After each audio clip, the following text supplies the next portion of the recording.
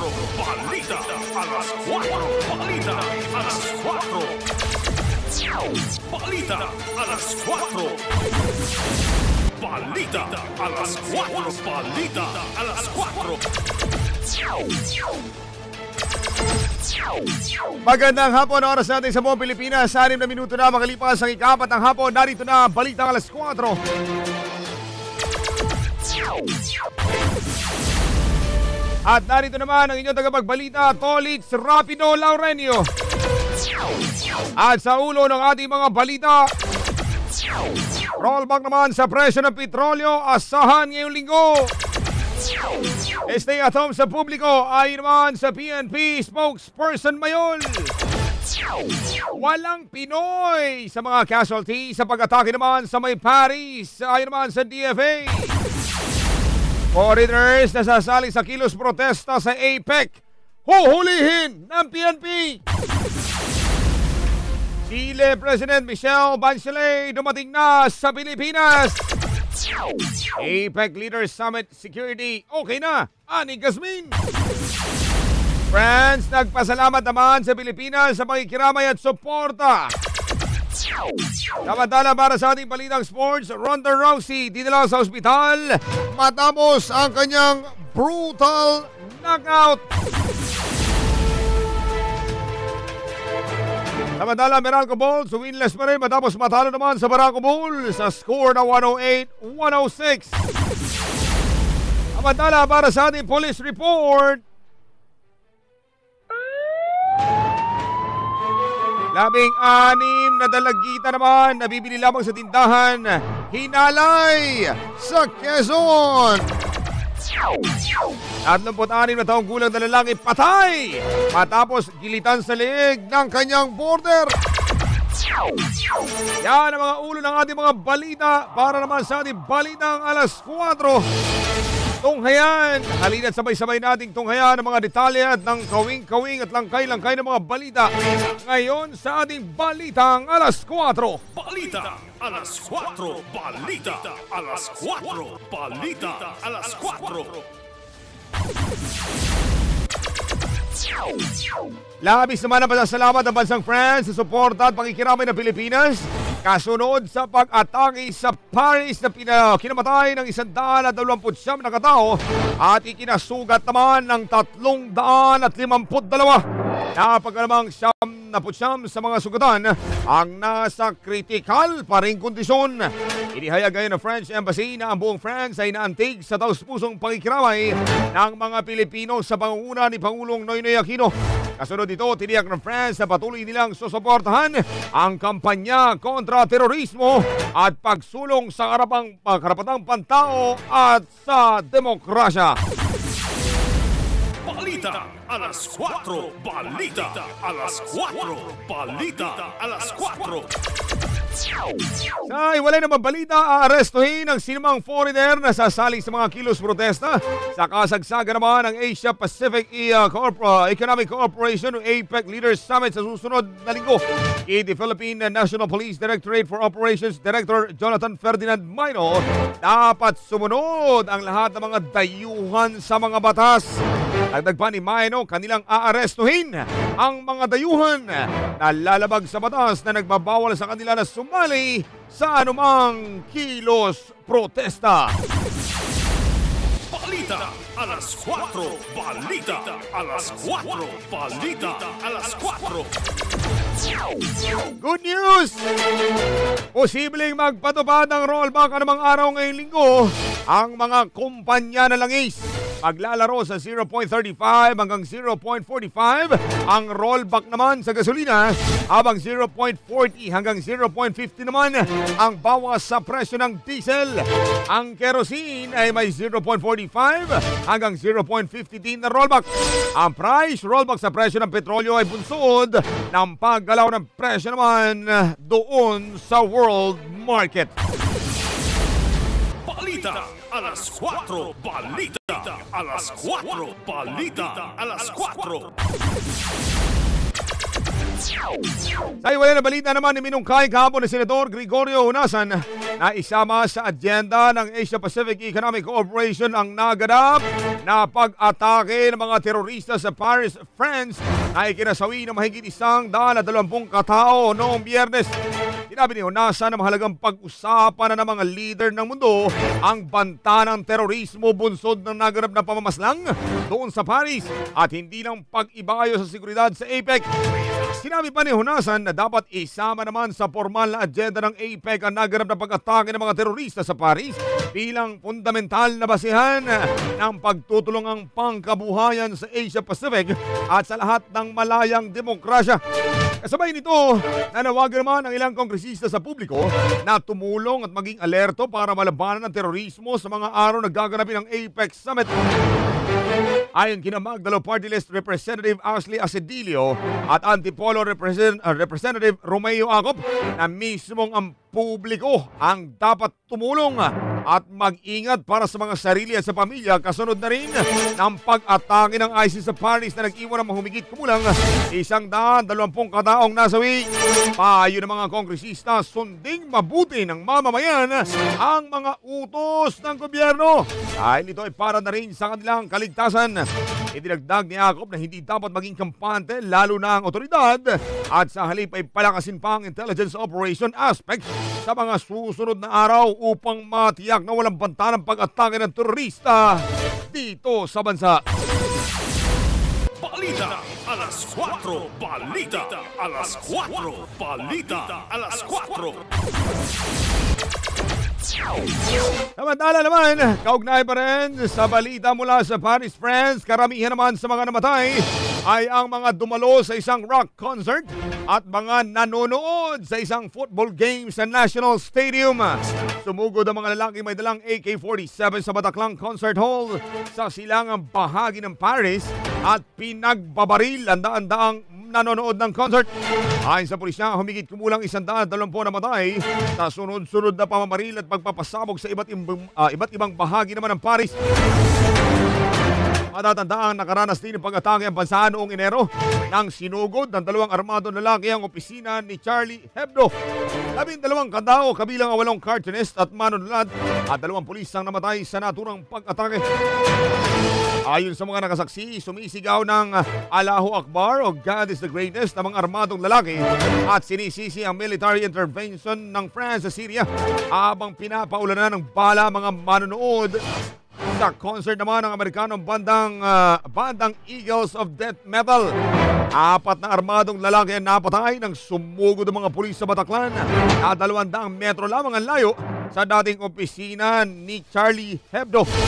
3 sa mga umatake nagpasabog ng suicide vest habang rumeresponde ang mga pulis. Ayon sa iba't ibang source, isa pang suicide bomber naman ang nabaril ng mga pulis. Sa hilagang bahagi naman ng Paris, humigit kumulang 5 tao ang namatay sa 3 pagsabog. Malapit naman sa Stade de France National Stadium kung saan naglalaro ang koponan ng France laban sa Germany sa isang football match. Isa sa mga pagsabog ay nangyayari or mula sa isang suicide bomber. Ayon sa mga pulis na nakasaksi sa pangyayari, ang Pangulo ng France na si President François Hollande ay isa sa mga nanonood ng laro. Inatake rin ang isang Cambodian restaurant malapit sa concert hall kung saan ilan pa ang namatay. Nagdeklara na ng state of emergency sa buong bansa. Si Hollande kasabay ng pagkakansila niya sa kanyang biyahe patungong Turkey para sa isang G20 summit. Balita alas 4. Balita alas 4. Balita alas 4. Sa kaugnay na balita naman, kinumpirma ni Department of Foreign Affairs o DFA Assistant Secretary at spokesperson Charles Jose nitong umaga lamang na walang Pinoy na nadamay sa madugong pag-atake sa France noong Sabado. Ayon kay Jose, sa pinakahuling update ng Embahada ng Pilipinas sa Paris ay wala pang na-identify na Pilipino sa mga namatay. Gayunman, patuloy pa rin umano ang kanilang pagkikipag-ugnayan sa mga opisyales ng Embahada sa nasabing bansa para matiyak ang identity ng lahat ng biktima. Napagalamang aabot naman sa 12,000 ang mga OFWs na nagtatrabaho sa nasabing bansa na karamihan ay mga service workers. Wala pa umanong kumpirmasyon kung may mga Pinoy na nagtatrabaho sa mga establishmento na pinangyarihan ng krimen. Pinayuhan ni Jose ang mga Pilipino sa France na makipag-ugnayan sa mga Filipino community sa pamamagitan ng kanilang community leader para malaman ang kalagayan ng mga kababayan doon. Maaari naman umanong makipag-ugnayan ng mga Pinoy dito sa bansa sa kanilang mga pamilya sa France sa pamamagitan naman ng DFA Action Center. Balita alas 4. Balita alas 4. Balita alas 4. Sa iwalay na balita, inilatag ni PNP spokesperson Wilben Mayor ang mga lugar na maapektuhan ng full-scale simulation exercise ngayong Sabado. Ay kay Mayor, kabilang sa maapektuhan ng Ninoy Aquino International Airport, NAIA Terminal 3, Skyway, EDSA Ayala, Buendia, kahaba ng Ross Boulevard, Manila Hotel, Philippine International Convention Center o PICC, at Mall of Asia o MOA. Paliwanag niya, stop and go ang gagawin nilang dry run na magsisimula naman alas 7 ng umaga. Dahil dito, hindi pa niya masiguro kung hanggang anong oras naman ang gaganaping simulation. Humingi naman ng pangunawa sa mga maaabalang motorista ang Philippine National Police. Balita alas 4. Balita alas 4. Balita alas 4.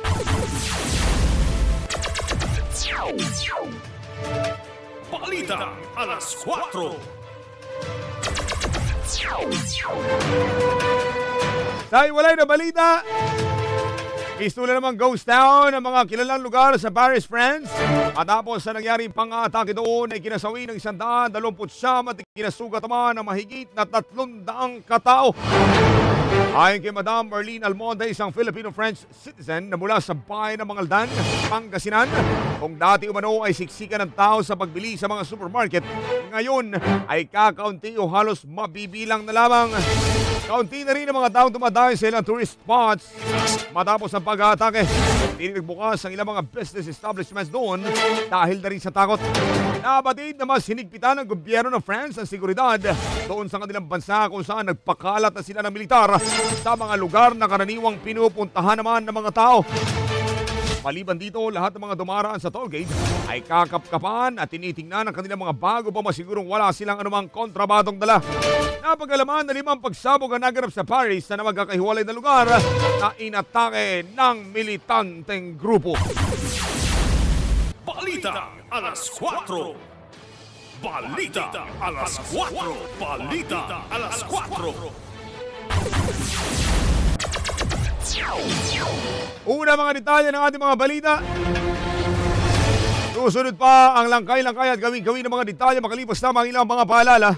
Oras natin sa buong Pilipinas, 18 minuto na makalipas ang alas 4 ng hapon. This time check is brought to you by IB Fluid Medical 400, the fastest medical for the worst pain.